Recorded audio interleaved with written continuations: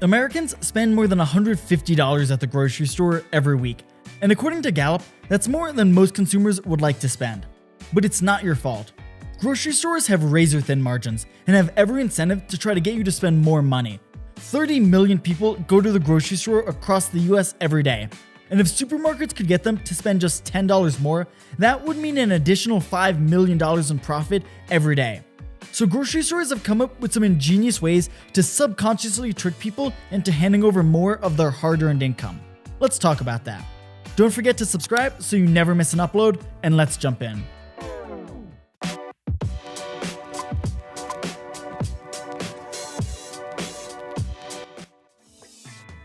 In a grocery store, placement is king. The best products, or moreover, the products with the highest margins, are the products that you're most likely to run into. This is fairly common in the entire store. Do you know where the items with the highest margins are? They're the ones located near the cash registers, like the candy, gum, and soda that line the aisles. Most items in a grocery store have a profit margin from 1 to 3%, but the margins of items near the cash registers can top 40%. Retailers are doing two things here. The first, by putting these high margin items in the one part of the store that every customer is guaranteed to walk past, they're increasing the chance they make a sale. And the second, more subtly, is that retailers are preying on your decision fatigue. After your brain is tired from making all those difficult food choices earlier, you're more likely to pick up that Kit Kat mentally exhausted, succumbing to an impulsive purchase at the register.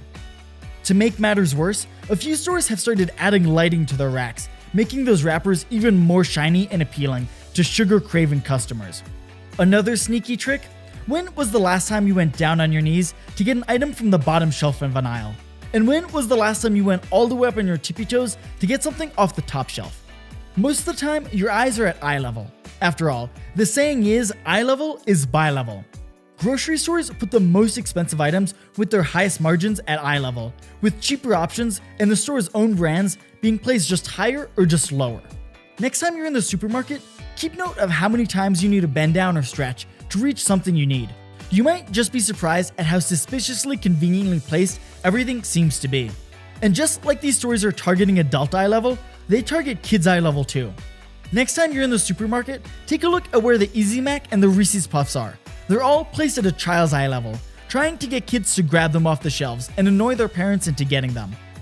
Besides just where they place items on shelves, supermarkets are strategic with where they place items throughout the store. They like to put essentials in the back and spread out from each other. That way, even if you only need to grab a gallon of milk, you'll have to walk through the entire store to grab it, hopefully picking up a few more items along the way. Grocery managers like to tell you that this is purely for logistical reasons. After all, the dairy coolers should be as close to the delivery truck as possible. But is the extra minute it takes to walk the milk to the front of the store really gonna spoil it? By placing milk and other commonly bought items in the back, you have to pass almost every other item in the store first. Besides the layout, supermarkets are going for a very specific aesthetic.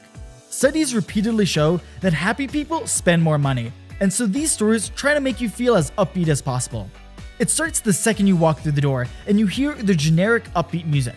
Music playing in the background isn't the common courtesy you might think it is. Research shows music influences shopping behavior, and stores that play music often see increased sales.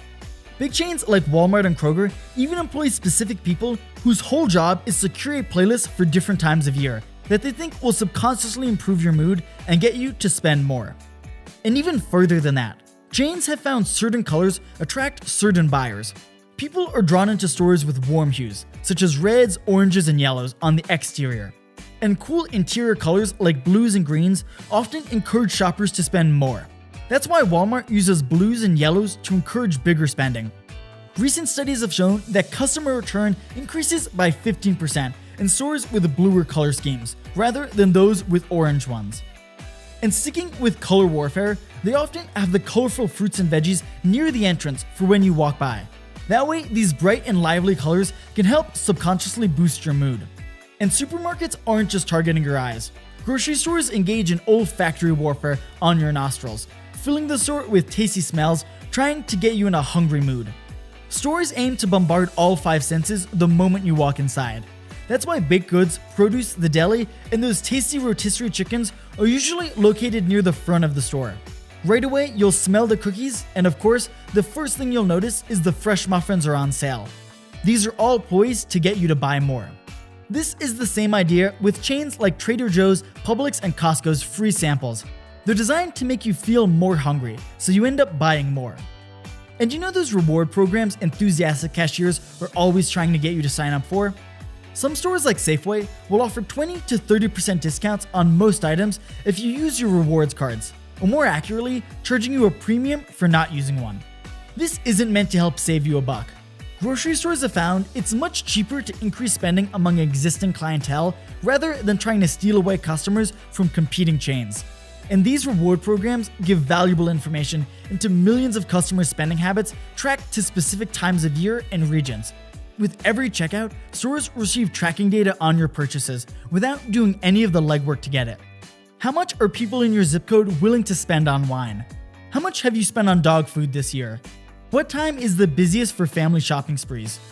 All of this key information is how stores sneakily determine just how far they can push their grocery prices without losing your business. And by catering their promotions and marketing efforts toward these existing customers, they rake in big bucks. And many go even further. Supermarket chains like Harris Teeter, Kroger, or Winn-Dixie offer gas reward points for every dollar spent in the store as an incentive to join the program. The more you spend on groceries, the bigger discount you get on every gallon of gas, further incentivizing you to spend by making you feel like you're getting rewarded for every dollar you give away. And supermarket tactics get even sneakier. Bread and milk can look pretty lonely lying in a big shopping cart all alone. But unless you're buying a week's worth of groceries, you should just stick to a basket, or even better, use your hands. Shopping carts have almost tripled in size since the 1970s, and this wasn't by accident. These stores have found that the larger they make their carts, the more people will impulsively buy, trying to mentally fill their carts. Store size matters too. In crowded places, people spend less time shopping, making fewer purchases, and feel less comfortable. So grocery stores have been combating this by getting bigger and bigger every decade, trying to make you feel more comfortable so you'll stay shopping for longer. Finally, stores engage in strategic pricing. Similar to electronics retailers, grocery stores resort to comparative pricing to make consumers think they're getting a better deal than they actually are. By putting the average price item next to a more expensive organic item, shoppers will feel better, thinking they're saving money by choosing the cheaper item. Really, they're just paying the normal market price. And then there's still the classic move, making an item end in 99 cents rather than an even dollar, because something priced $6.99 will fly off the shelves faster than a $7 item, because it feels a lot cheaper, regardless of the meager penny difference, because people tend to emphasize the number on the left when comparing prices. Well, hopefully now you're better equipped to avoid grocery stores' sneaky tactics, trying to get you to spend more money. If you liked the video, be sure to subscribe so you never miss an upload. And remember, there's always more to learn.